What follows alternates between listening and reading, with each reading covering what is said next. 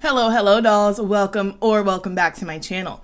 So today's video is going to be just a little bit different from my normal content, and that is because you guys sent in your unpopular celebrity and music opinions, so I'm going to rank them and give my opinion on you guys' thoughts, which I don't really do that often. So it's going to be very fun and probably just a little bit messy, so I'm super excited to get into it. But before we do need to take a word from today's sponsor.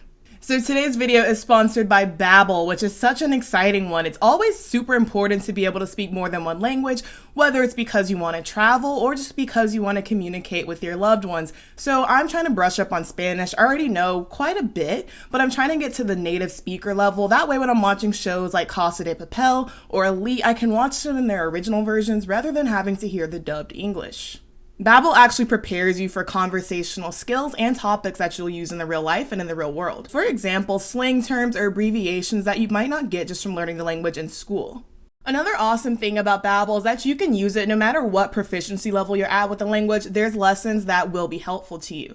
You actually start with a self-assessment of your skills. That way you know where you need to pick up from with Babbel. Babbel's lessons are actually designed by real language teachers, so they're dedicated to having you start speaking the language in just 3 weeks.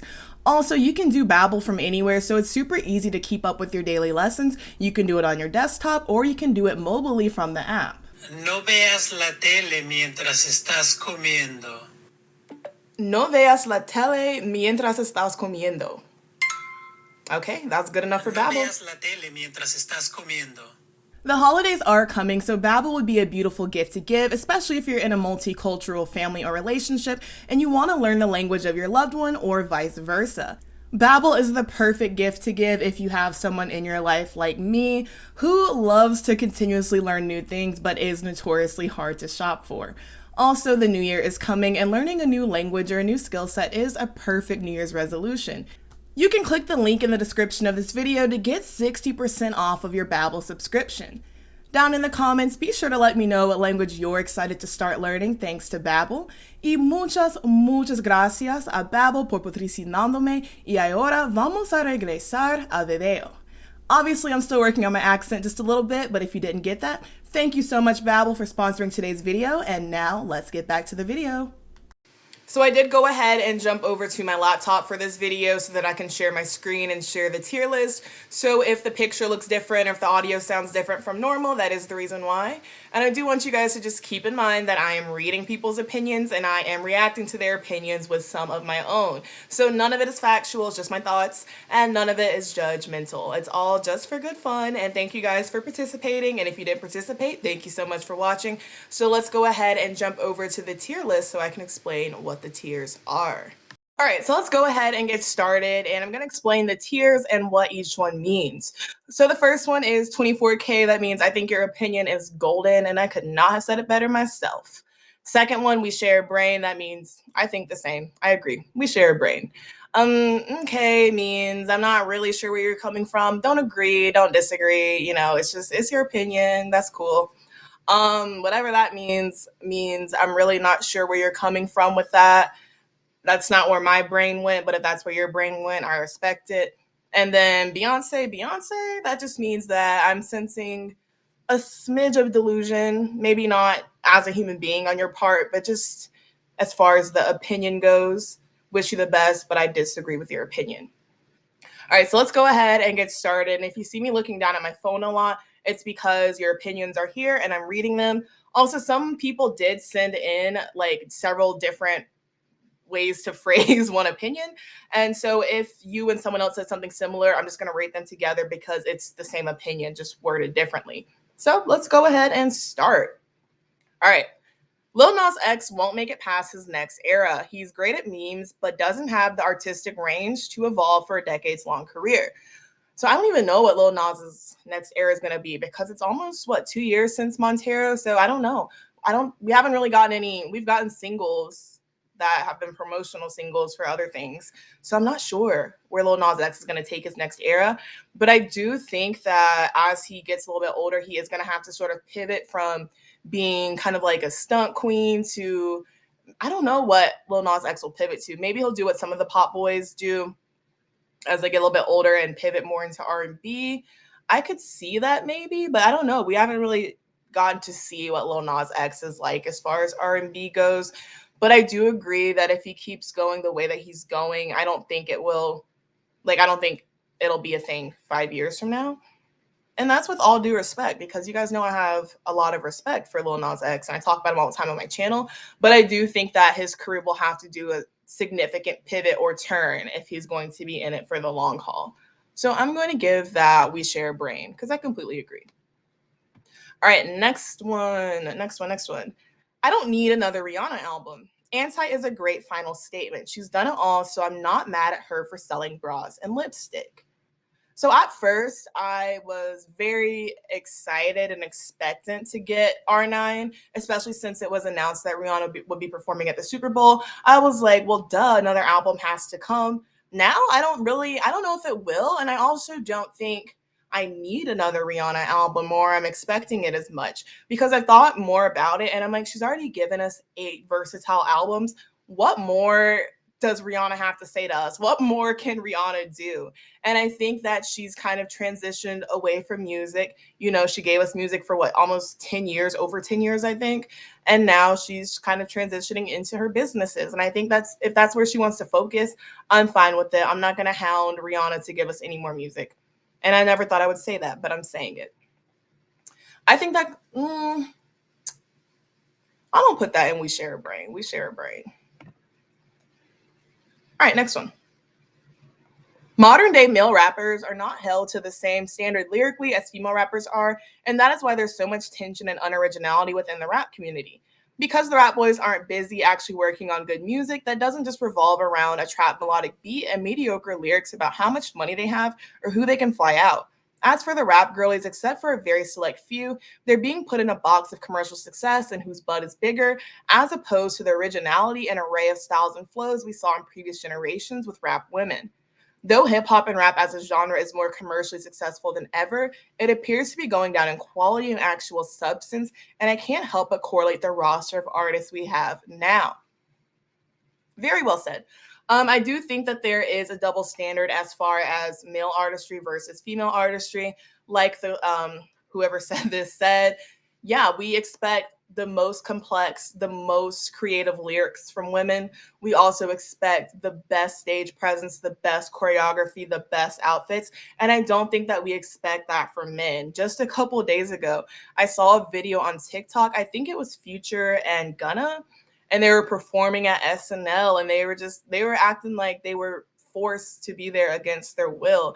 And they were giving like the weakest two-step ever in the history of non-choreography and just kind of mumbling. Like they were very much phoning it in.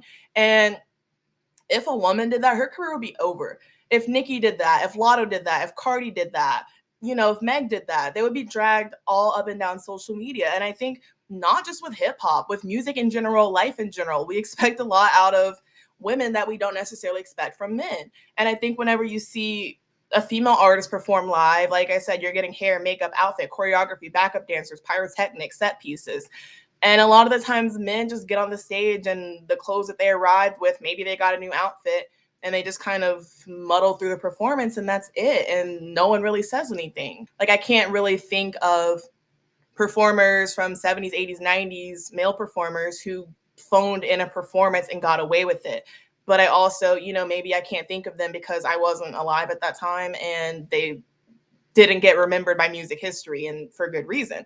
But I do think that the standards have gotten lower in general, but even lower for men. So I completely agree with that opinion. Thank you for sharing it, and thank you for writing it as eloquently as you did. I'm going to put that in 24K. There was some substance behind that one. All right, next one. K-pop has become so popular in the last couple of years, not only because of the fan service, but also because Western pop music feels a little bit full. That I do agree with. I got into K-pop like late 2017, early 2018. So almost like 5 years ago, but I got like super seriously into it around almost 3 years ago, like late 2019, early 2020 time. And I think part of what drew me into K-pop was the fact that the music was different from what I was used to as someone who mostly listened to Western music. I was like, you mean every time they perform, I'm gonna get a choreography routine. Every title track, gets choreo, gets a stage. Like that's amazing to me. And also the fact that the subject matter is mostly different. And so, with Western music, you mostly hear music that is about sex and things like that. And that does, as entertaining as it can be at times, it does get old. And I do think that there's more of a diversity in the music. And I think that K-pop, like from the time that I got into it, was definitely more experimental sound wise than a lot of Western music that was popular. And I mean, I did a whole video on this. For a good portion of the 2010s, most of the popular music, as far as hip hop and pop went, was some sort of trap influence production. And while that's not a bad thing, like the commenter said, it does start to feel oversaturated and feel full. So I got into K-pop because it felt different. Um, of course, K-pop is very much influenced by Western music. I don't think that that's a secret. And I'm noticing now more recently that K-pop is becoming, I think, more Western influenced than it has been in the past. And that's because there is a much larger Western fan base than there was before. And I think that there is a thought there to want to cater to the Western fan base. But I do agree with this opinion. I'm not going to talk for 15 minutes about it. And I'm going to put it in We Share a Brain. Olivia Rodrigo is going to be a one hit wonder. Personally, I have nothing against her or her music. I honestly cannot see any of her future albums doing as well as the first Sour album. That doesn't mean her future albums will flunk, I just believe that nothing is going to top Sour. I hope this makes sense. It does make sense, but Olivia is not a one hit wonder. I think she had several hits off of her debut album alone. So I don't know if you meant that she's going to be a one album wonder. That I can't speak to. As far as I know, because I don't really listen to her music, I don't think it's bad. It's just not for me. I don't think we've gotten any music from her after Sour. Like I said, I could be wrong, but I'm not sure what she's doing right now. If she's on tour and that's why or what. But I have noticed that kind of recently that artists will drop a debut album and it does really well, and then it's radio silent for a while. So I'm not sure what's going on with Olivia. I'm not sure what her next concept for her sophomore album is going to be, but I don't think it will top Sour. Not because I think it has to suck or is going to be bad, but because Sour as an album performed so well and it was such a strong debut. Like I've said before in the past, sometimes when your album does that well, it just is hard to top or recreate it. So I mean, I don't think her next album she comes out with one, I don't think it's gonna do bad because I'm pretty sure she has a strong fan base. But do I think it'll top Sour? No. Do I think she's a one hit wonder? She's not. Um, that'll go in the okay. Because I get where you're going, but I don't know if I'm 100% there. All right, this one is going to cause some controversy. All right, Normani isn't passionate in music, and it's not just her label. She can do things to help her get her singles and albums out. For example, Chloe Bailey was doing covers on TikTok to help her push engagement. Normani, in my opinion, just doesn't want it as much as her peers. I agree. And I mean, if you watch my channel for any length of time, it's obvious I'm not a Normani hater, but I'm not where I was when I made the first video about her and her album in April. I don't think Normani wants it as much as her peers, which is literally what this person said, and I agree. For some of the examples that were cited, like we never see Normani talking about her music unless asked, really. I don't see her posting about it, showing us that she's working on it. Like I've seen pictures here and there, but not as many as you would expect to see for someone who's been quote unquote working on a project for almost 4 years now. And I do understand, of course, that sometimes the label can hold an artist back. I've done videos on it. I've seen artists fight to get their music out there harder than Normani has. And even like the commenter poster said, we don't even see Normani really doing covers or doing much of anything musically related. And I don't think that she has to. I mean, maybe this is a hot take, maybe it's not. But I think I'm getting to the point where I think that music isn't Normani's passion and she just doesn't know how to tell us because we're all expecting this album out. And I can't imagine the amount of pressure that that creates. And, maybe there was a point where she was super, super serious about getting this album out there and fighting tooth and nail for it. But I truly can't act like that's how I feel right now. So if a Normani album comes out, I'll definitely stream, listen, and give my thoughts. But I do think that I'm past the point of expecting it from her. And I mean, like, even if you have music that you want to put out and your label's not letting you, like, give us a leak, give us a mixtape, give us something alternative, give us a cover. And we haven't gotten that. So, I mean, I think if Normani wants to live her it girl influencer life and that's what she decides to do, I'm not going to be upset. If she does eventually give us her debut album, I'm also not going to be upset. Um, we share a brain. We share a brain. Nicki isn't the lyrical genius her barbs make her out to be. It's her animated style, flow, and versatility that really carries her career. So whenever I see Barb's hating on the newer girls' lyrics, I just roll my eyes because they all talk about similar things. So, confession, and I've confessed this to a lot of you guys, but I'm no longer a card carrying Barb. I have to hand in my card. I have to resign. I cannot be associated with the Barbs. Like, I just can't. I don't agree with the way most of y'all move. I don't agree with most of the way that y'all behave. So, I'm not going to consider myself a Barb anymore. But I'm also not going to act like Nicki's pen isn't ridiculous. I can't ever say that Nicki's not lyrically talented. I think that that's completely inaccurate. And, like, I don't even know where this person is coming from.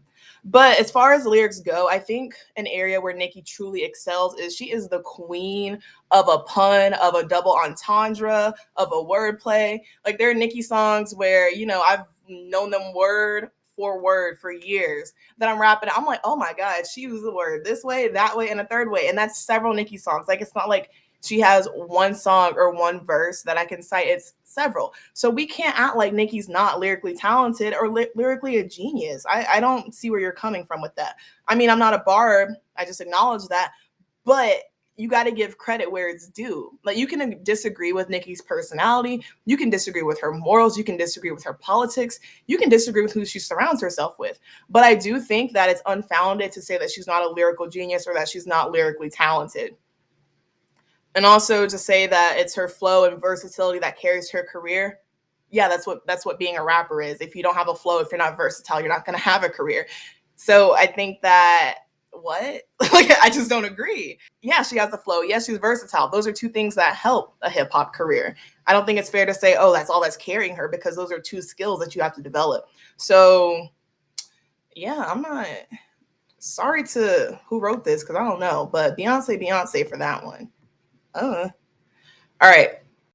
I feel like the music industry is relying too much on social media, for example, TikTok, and the surge of talent when there are so many artists who have been in the industry for years, polishing their talent and perfecting their craft. I feel like this is one where I can see both sides of the coin because I understand that it probably feels super unfair if you're someone who's been in the industry or been signed for years and you've been working on your craft and just to see, I don't know, your label or whoever, or just people just to see as an outsider, someone gets scooped off from TikTok and now they have a career. But on the other side of that, I do think that social media is important in giving people who might not have had, the resources or the ability to get into these doors otherwise, the opportunity to showcase their talent.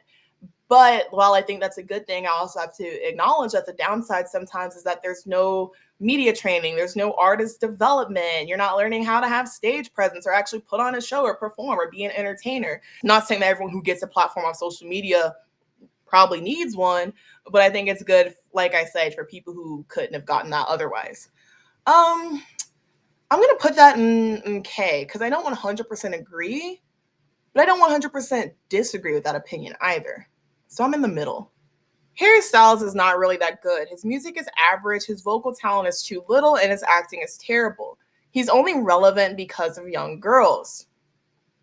So I'm not a Harry Styles anti, but I'm not really a fan either. I think I'm like 100% neutral towards Harry Styles. Some of his music I like, but for example, I've not listened to Harry's House and I don't feel any urgency to listen to the album. I don't know.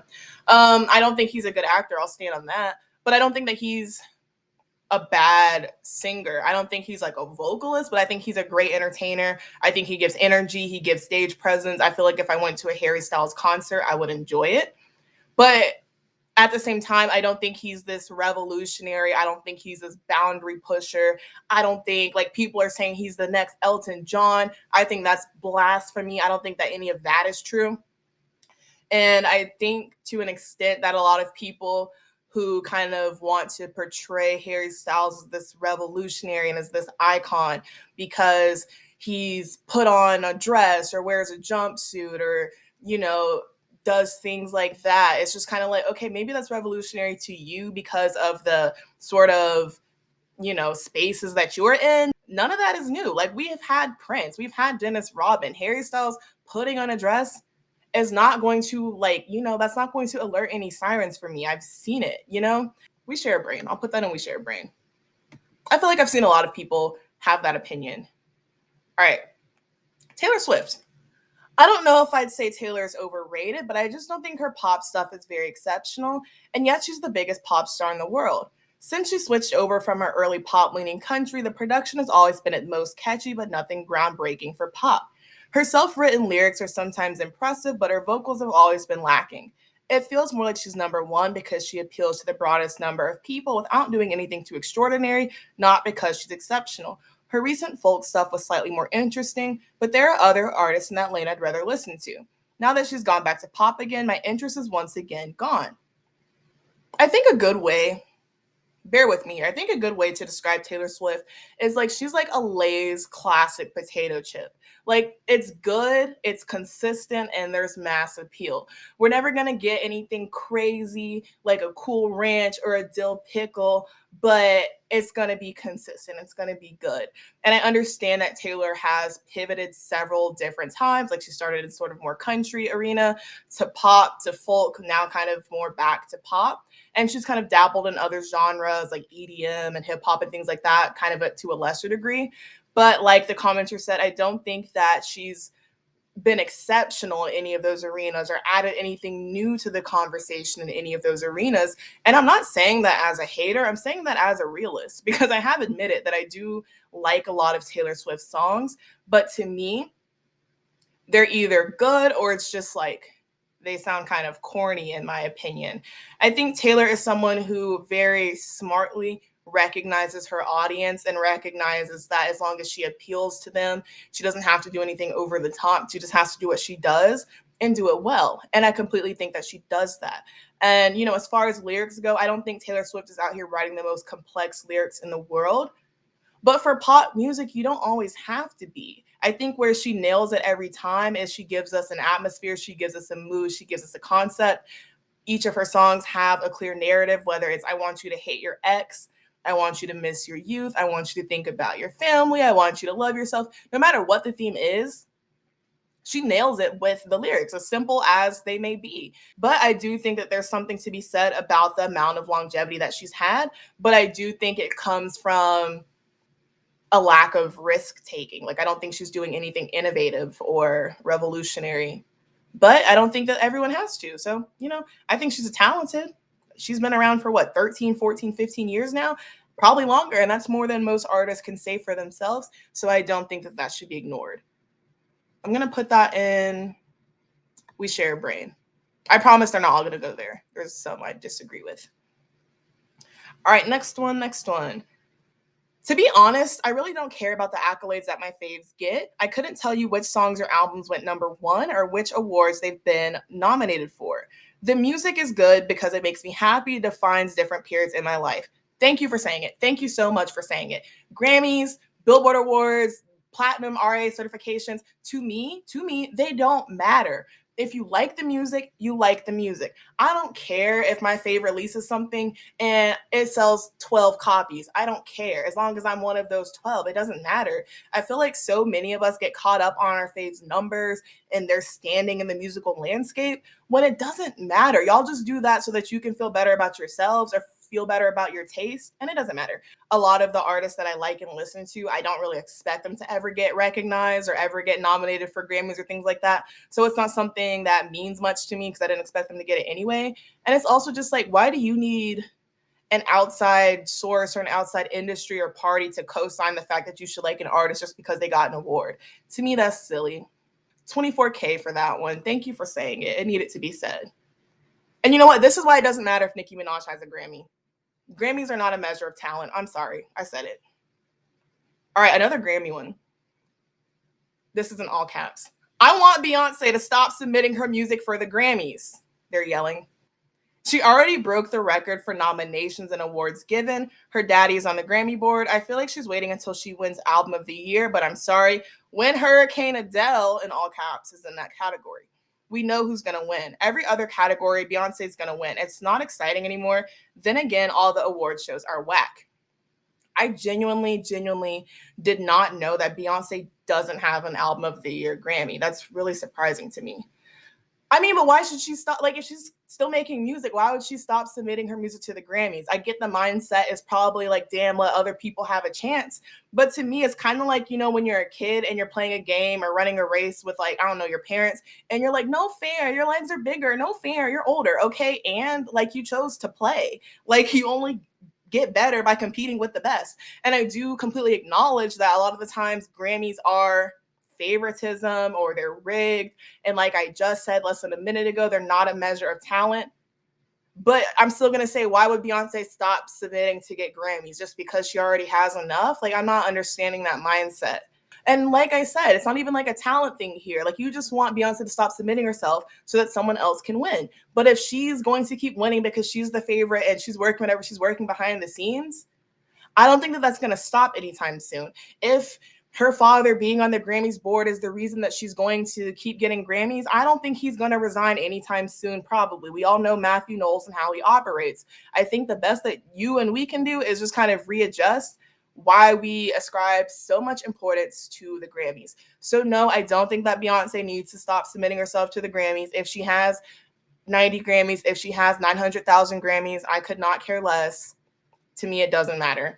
I'm gonna put that in. It's not Beyonce level, even though it is about Beyonce. It's gonna go in whatever that means. All right, next one is Britney. I don't think Britney Spears deserves to be considered the princess of pop. Her music is singles driven and her actual albums are okay at best. Just recycles the same teen pop, R&B tropes, etc. during the time. All her music sounds the same. And her music and performances rely heavily on influences like Janet Jackson and Madonna. I don't think she has actual talent. If the term industry plant can be applied to anyone, it's definitely her because she just made what the industry told her to make and she's not a creative or musical genius, and actual talented singers get less attention than she does. I don't think that Britney Spears is untalented, but I do see where you're coming from. And I think that in a weird way, like I think several people could have been Britney Spears, but I can't say the same about Janet or Madonna. Like I think Janet is Janet. No one else could be Janet. No one else could be Madonna. But I do think that, as far as dancing, Britney is talented. I don't think she's the best dancer in the world, but I think she's a talented dancer. And I think that, of course, like she's not the best vocalist. I don't think any Britney fan denies that, but I think that she's great at stage presence. I think that she's a great entertainer. Like months and months ago, I said, like, I'm not super worried if someone's the best singer in the world as long as they're an excellent entertainer. And I think that that is the realm that Britney falls into. They created a product. Like Britney Spears is a product. And do I think that they could have made someone else into that product? Absolutely. But do I think that, okay, yeah, they chose Britney for a reason and she fulfilled that purpose? I also feel that way as well. I think I'll put that in the okay, because there's parts I agree with and parts I disagree with. All right, I don't know why Britney's head got cut off. Mariah Carey deserves more praise and attention to this day. She's only recognized for one song during the holidays when she has a whole discography full of timeless classics. She's paid dust and barely recognized for her other smash hits that are just as good as All I Want for Christmas Is You. I know she has 19 number ones and is already good for the rest of her life, but this woman really defined what a vocalist is, along with her contemporaries Whitney Houston and Celine Dion. I agree with that. And it's not something that I thought that I would agree with because like you can't be like, "Oh, Mariah Carey is underrated." Like how can Mariah Carey be underrated? But when you think about it, she kind of is. And speaking as someone who is 24. So I was basically an infant at the height of Mariah's career or a very, very young child.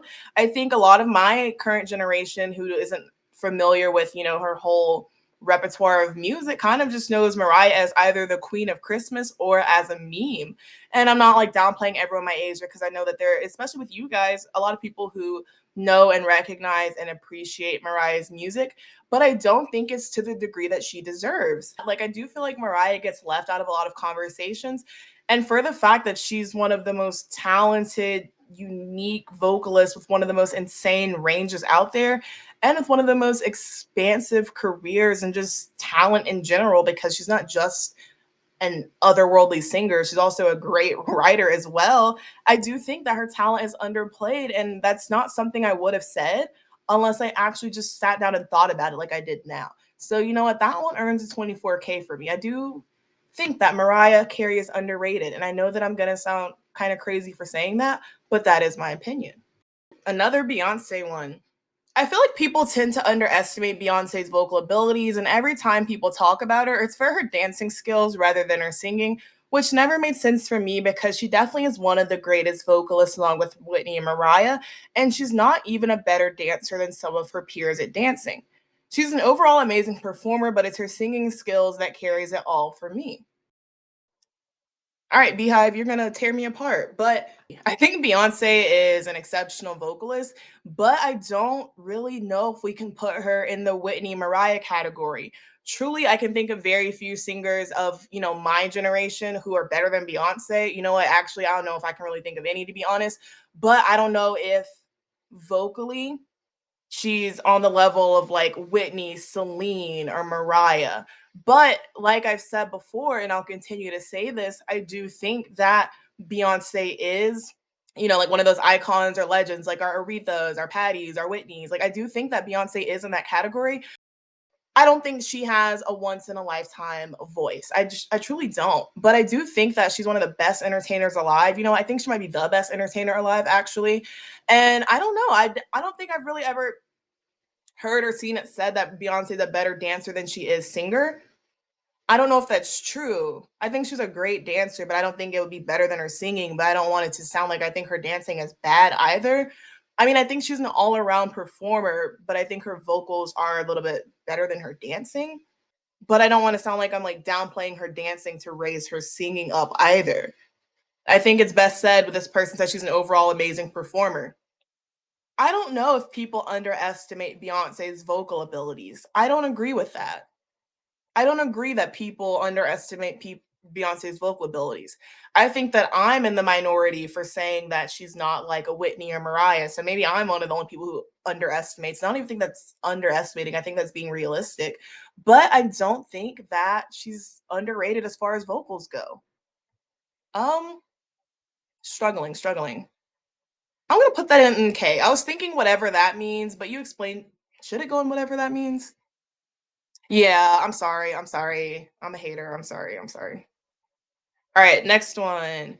This one's interesting because I actually want to do a video about this and I've been thinking about this for a while. So it's interesting that someone said this.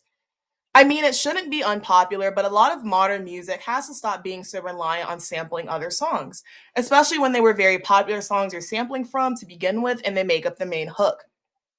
So I'm not at all of the opinion that sampling is lazy every single time that it's used, but I do agree that a lot of newer artists are making the sample of the song the heart and the backbone of the song, when using a sample or an interpolation or anything of that sort should just be supporting your song, and it shouldn't be to the point where if we take away the sample or take away the interpolation, now the song is boring. And I feel like that's where it's getting with a lot of these artists. Not all, like I said, sampling is not, to me, it's kind of like lip syncing, where I'm never going to say it's something that's 100% bad, 100% wrong, 100% lazy. But I do think that using it as your song basically and just adding in a bunch of like filler when like you're the artist and you're filler on your own track, I do think that that's a problem. And I'll agree because you said reliant. Like you didn't say they have to stop sampling, because I disagree with that. I think samples can be fun, but I do think we've gotten to a point where if a song has a sample, it is reliant on that sample. So I'm gonna put that in We Share a Brain. Twice is one of the best groups out right now. Their music is consistently getting better and better, and they're on an upward trajectory of quality and appeal. After 7 years, most bands slow down or quality drops, but not Twice. It's the opposite. Yeah, I feel like Twice ebbs and flows, but I think ebbs and flows as in, do I like the song? Is it for me? But I don't think it ebbs and flows in terms of quality or in terms of effort or consistency. Because one thing about Twice, and I've seen them live, I've actually seen them in concert. One thing about Twice is they give their 110% every single time, whether it's a music video, whether it's a stage, whether it's a relay dance. Like they're going to give all of their energy. So while they're versatile and try a lot of things, I think that even if it's not for you, it's consistent. Like they don't half-ass any of their concepts. They don't half-ass any of their choreography. And I do think, like you said, they've been around for 7 years, and it seems that they're going to be around for more because they renewed their contract. Debating between 24K and We Share a Brain. Are they one of? I think, yeah. I think you could argue that they're one of the best groups out right now. They're on an upward trajectory. I agree that continuously upward trajectory. You know what? 24K. Why not? 24K. I agree. All right, this one. Standums is destroying the music scene. I 100% agree. Stands are destroying music in general. And I ranted about this on my live, but I'm going to say it here also. Stands cheat themselves out of such good music, such good choreography, and y'all just cheat yourselves out of quality day in and day out because you have like this unwavering allegiance to your fave, where a lot of you have somehow deluded yourselves into the fact that criticism or not liking something is always 100% of the time hate or hating or unfair or unfounded. When if you actually respected your faves enough to criticize them, enough to be realistic about what they're putting out, then I feel like a lot of artists out today would have more of an urgency to do their best and consistently put out their best music. I'm sure there are several artists who are well aware that no matter what they do, no matter what they put out, they can count on their stands to co-sign it and act like it's the best thing they've ever heard just because they're a fan of the person who put it out. A lot of the times when if you know that someone is going to say whatever you do is good regardless, you're going to try less hard. But a lot of you guys, the majority of your identity formation has been online and through the internet and through these parasocial relationships with artists and celebrities, to the point where for some reason you think that if an artist does something that's not good or puts out a song that's not good, that somehow personally reflects on you, and so that's why you go as hard as you do to defend it, and why you go as hard as you do to attack others in the name of your artist. Because for some reason, a lot of you guys think that if this artist looks good or if everything this artist does is considered good, then that makes you a better person or makes you look better or makes you seem as if you have immaculate taste or the best taste. Because if you could figure out how to separate yourself as a human being from artists who don't know who the hell you are, you wouldn't take everything they do or say so personally, and you wouldn't feel this like unstoppable need to take it so seriously to the point where you are attacking people online, you are threatening people online,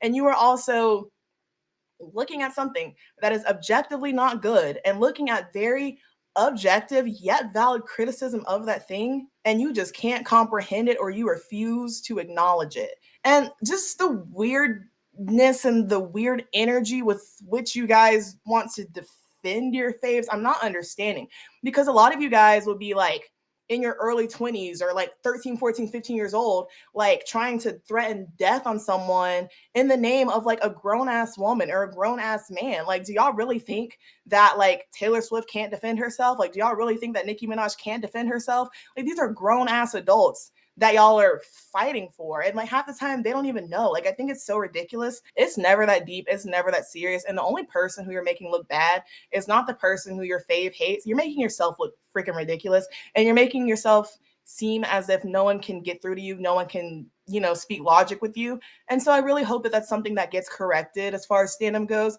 But I truly, truly think that it's only going to get worse. 24K because stands are ruining music. Home stretch. Two more. Ariana Grande is a horrible actress. This one I really can't speak on. I've only seen Ariana act in Victorious, I believe. I've never seen any of her Broadway work. I've never seen her in a dramatic role. So I truly don't know if she's a good or bad actress. I don't know if it's fair to use her role on Victorious or her role as Cat Valentine to judge her acting skills, because I think that character was meant to be like ditzy and stupid and also over the top just because it's a kids show. But I will say that I'm not as mad as everyone else that she's cast as Glinda in the Wicked live action movie. I'm actually kind of excited to see that, and I think she'll do well. I'm gonna put it in K because I truly can't have an opinion because I haven't seen enough to have an opinion. All right, last one, last one. I really don't see Glorilla being the next top rap girl as years go by. She has a couple cute songs, but her voice and tone is starting to irritate a lot of people, and also I feel like it's forced. I've only seen one or two interviews with Glorilla. I think that's her, from what I understand and from what I've seen and heard, she does actually speak like that. She's Southern, she's a Southern accent. So yeah, I think that's her real voice. Um, I don't think Glorilla is trying to be a top rap girl. I think right now, like, she's having her heightened success because she just blew up and she's the next big thing. I think she'll start to sort of plateau, not in like a negative way, but like when people get huge off of social media, there's like a spike where they're huge and they're what everyone's talking about, and then a lot of them start to like plateau. For example, like we saw it with Lil Nas X, we saw it with Cardi B, and those are two great examples of people who blew up from like the internet or social media, but they've still had a years long career. We don't know yet if that career is going to be decades long, but they have shown that they do have some sort of lasting power in the industry. So I hope it lasts as long as it possibly can for her. I don't think that she's ever going to be like a top rap girl. Like, I don't think that she's ever going to, for the new generation, I don't think she's going to be like Doja Cat level or Meg The Stallion level. But I think that she's going to have a career. Like, I wouldn't be surprised if she was making music 2 years, 3 years from now. I don't know, 10 years from now, but I don't think that in 2 months no one's going to be talking about Glorilla. I'll put that in. Okay. All right, so this is the final tier. This is what we're working with. So there's only one thing that I very much didn't agree with, and that was the fact that someone said that Nicki's is not like a lyrical genius. I think that was off the mark. So that was fun to do, and I hope you guys were kind of like judging along with me. All right, dolls, so that is it for me today and it for today's video. Down in the comments, make sure you let me know what you think about these unpopular opinions and what you think about where I rank them, because I'm sure there are some that will agree with, but I'm also sure that there are some that will disagree with, and I'm interested in hearing your thoughts on both. So as always, thank you dolls so much for watching. Don't forget to click the link in the description so that you can get 60% off of your Babbel subscription. And as always, be sure to like, comment, and subscribe. Make sure you follow me on Twitter if you want to keep up with me there. And I'll see you dolls very, very soon. Thanks for watching. Bye-bye.